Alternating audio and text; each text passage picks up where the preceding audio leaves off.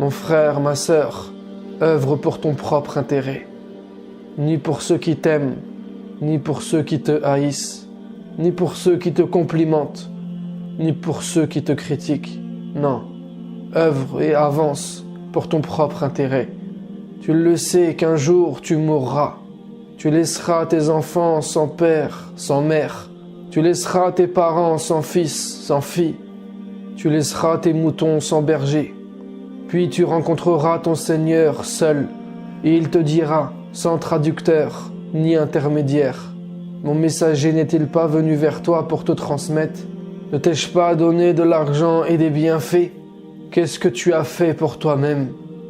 Et si tu ne trouves rien à présenter, ni à ta droite, ni à ta gauche, si tu cherches tes actions et que tu ne les trouves pas, alors tu regarderas devant toi et tu ne verras rien d'autre que l'enfer. Si tu peux protéger ton visage du feu de l'enfer, ne serait-ce qu'avec une pièce que tu déposes dans la main d'un miséreux, ou avec une bonne parole adressée à un malheureux, ou en retenant une mauvaise parole à l'encontre d'un innocent, alors fais-le. Réfugie-toi maintenant auprès d'Allah contre le mal de ta propre personne. Avant de regarder l'état du monde, regarde tes mauvaises actions. Isole-toi pendant 1 heure pour te protéger contre une solitude éternelle. Isole-toi avec Allah, ton Dieu, ton Seigneur, celui qui sait tout de toi, car il n'y a pas de meilleur compagnon.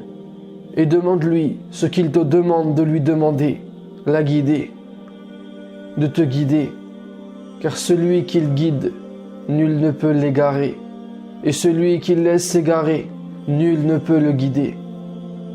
Attester qu'il n'y a de Dieu que lui, c'est vivre sans rien lui associer.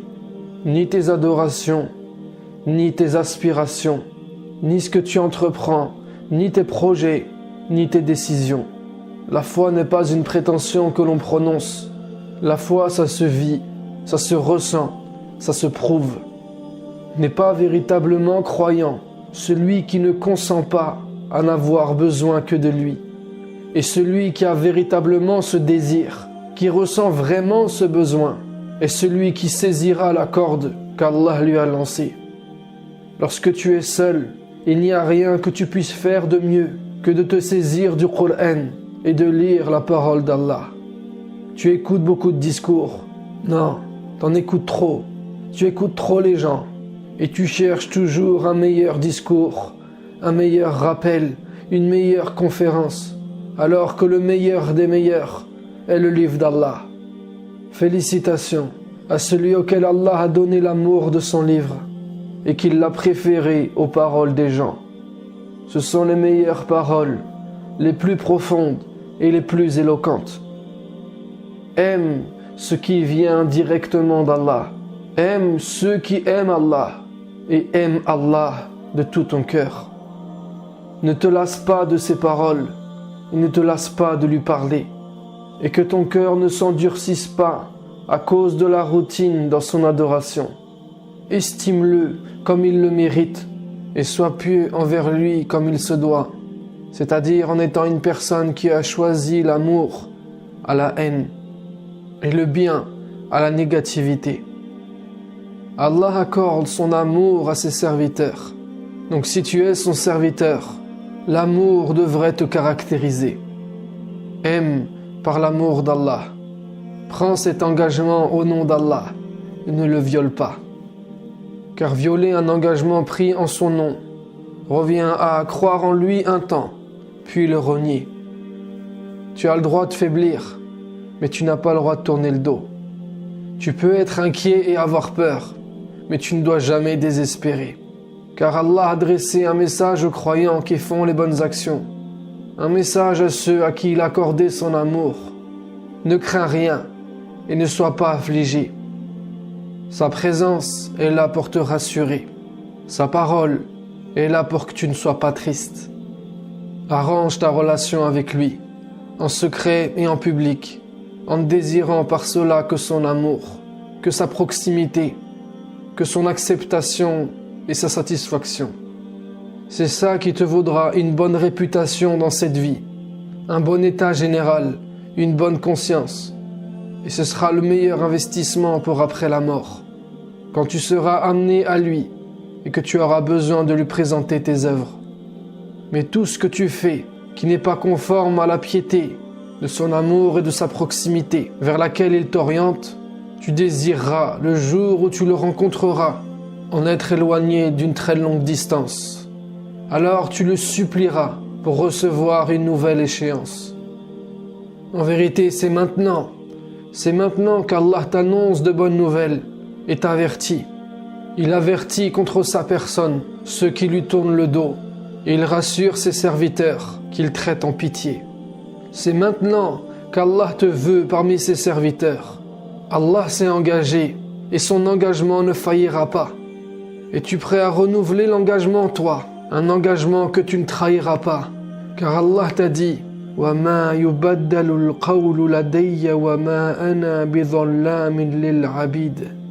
Chez moi, la parole ne change pas et je n'opprime nullement les serviteurs. C'est une promesse, une assurance, le meilleur tranquillisant ou sédatif. Allah te dit, si tu es avec lui, il sera avec toi. Il ne t'opprimera jamais, il ne te trahira jamais, il ne t'abandonnera jamais, il ne te détestera jamais. Rassure-toi par rapport à ça.